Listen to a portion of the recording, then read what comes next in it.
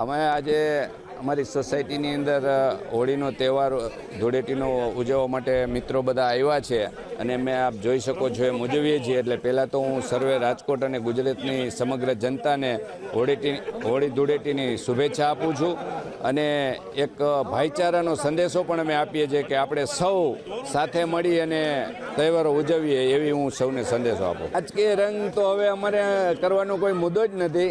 અમે તો એક ભાઈચારાનો અમારો સંદેશો છે। ભાઈચારા વધુ સાથે મળી અને હળીમળી અને આપણે સર્વે તહેવારો ઉજવીએ। પછી દિવાળી હોય કે ઉત્તરાયણ હોય કે જન્માષ્ટમી હોય, બધા જ પ્રસંગો આપણે ભાઈચારાથી ઉજવીએ।